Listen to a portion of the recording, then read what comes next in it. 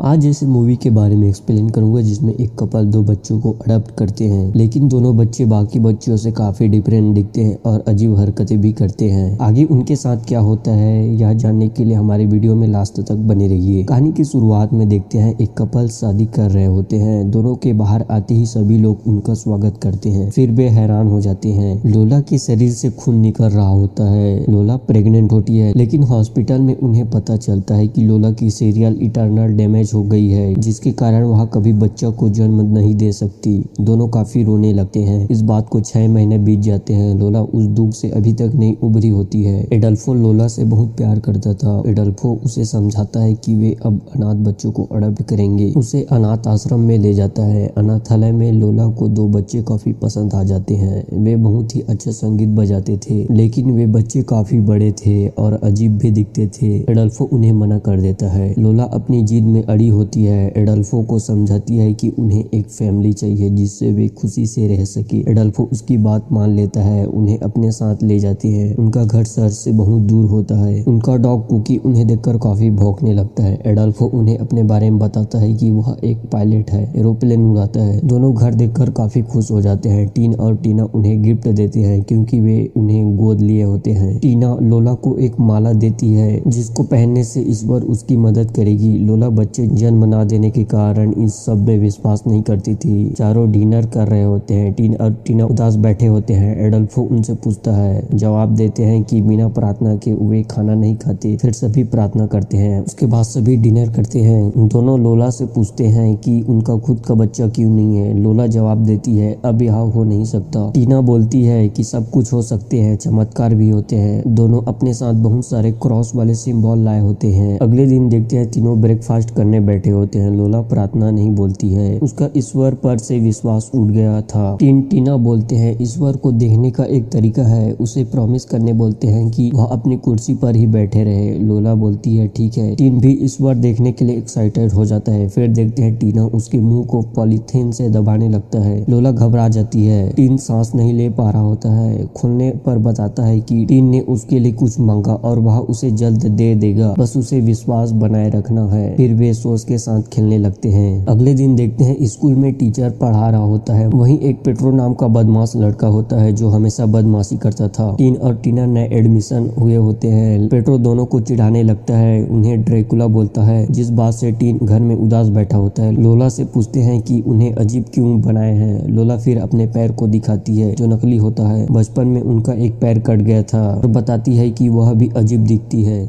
दोनों प्रत्येक दरवाजे के पास क्रॉस लगा देते हैं। वे धर्म के पीछे पागल थे, रोज ईश्वर की बातें करते थे। लोला दोनों के पास जाती है। दोनों को नींद नहीं आ रहा होता। उसके साथ दोनों खेलने लगते हैं। लाइट को बंद करके उसके सिर को कपड़े से दबाते हैं। दोनों ईश्वर से कुछ मांगने बोलते हैं। लोला सांस नहीं ले पा रही होती है। उसी वक्त एडल्फो आ जाता है। वह बहुत गुस्सा हो जाता है। दोनों माफी मांगते हैं। पाप से छुटकारा पाने के लिए सजा देने बोलते हैं। लोला लेकिन ऐसा नहीं करती क्योंकि बहुत भोंकने लगता है और लोला को काट कर वहां से भाग जाता है। स्कूल के लड़के दोनों को ड्रैकुला चिढ़ाते थे। रात में कुत्ते को बेहोश करके अंदर ले जाते हैं और चाकू से चीर फाड़ देते हैं। फिर वे ईश्वर से माफी मांगते हैं और पुनः अपने पापों से शुद्ध कर दे। सवेरे दोनों कुत्ते को देखकर डर जाते हैं। एडल्फो उनसे पूछता है। वे बताते हैं कि मम्मी के हाथों को काटा जिससे उसकी आत्मा को साफ कर दिया। एडल्फो बताता है कि वह मर गया। दोनों रोने लगते हैं कि उन्होंने कुत्ते को मार दिया। लोला काफी दुखी हो जाती है। एडल्फो फिर लोला को समझाती है कि दोनों हर चीजों को बहुत भोलेपन से देखते हैं। उन्हें एक माँ की जरूरत है जो सही गलत बता सके। फिर देखते हैं अपने पापों का पश्चाताप करने के लिए दोनों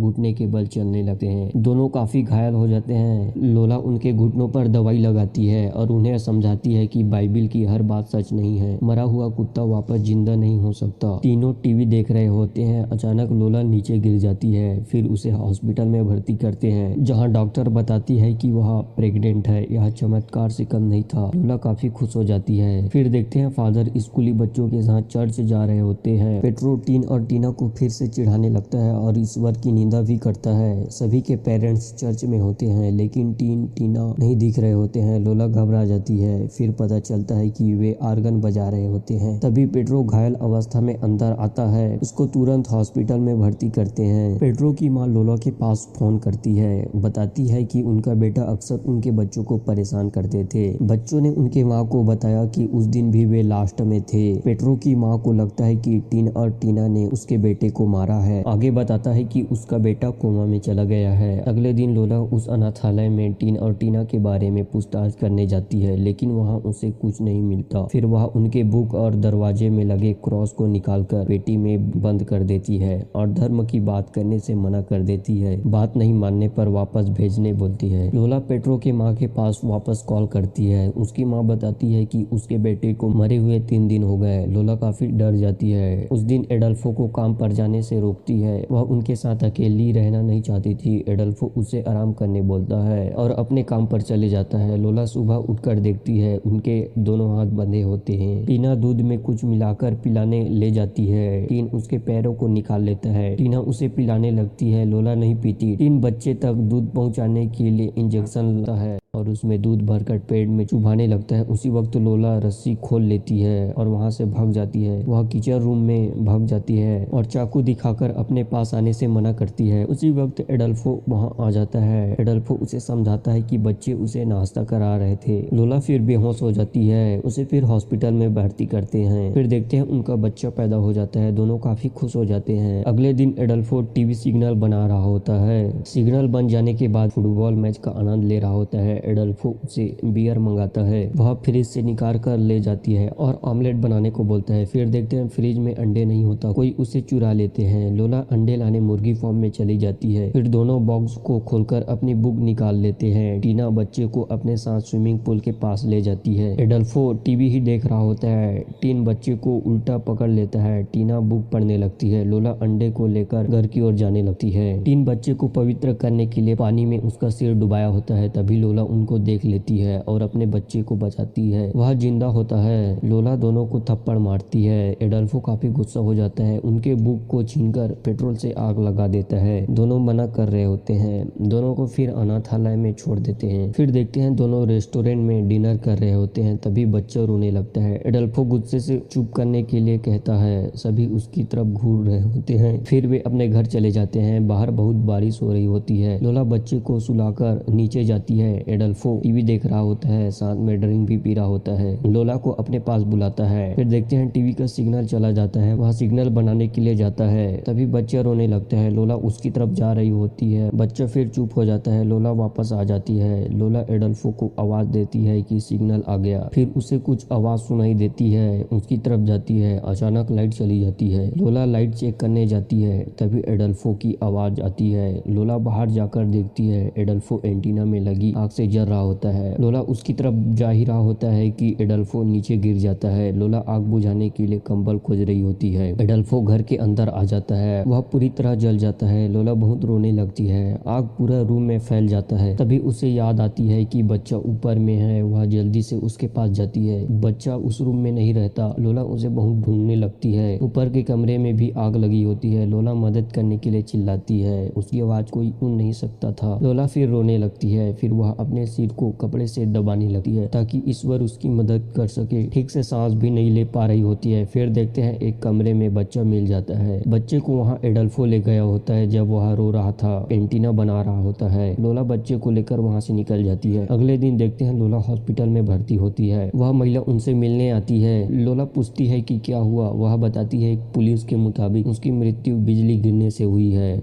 लोला बोलती है कि टीन और टीना उस रात उनके घर में ही थे। महिला बताती है कि टीन और टीना कॉन्वेंट में ही सो रहे थे और उन दोनों को सुबह उसी ने उठाया। अंत में देखते हैं एडल्फो को लास्ट विदाई दे रहे होते हैं। टीन और टीना भी आए होते हैं। कहानी यहीं पर समाप्त हो जाता है।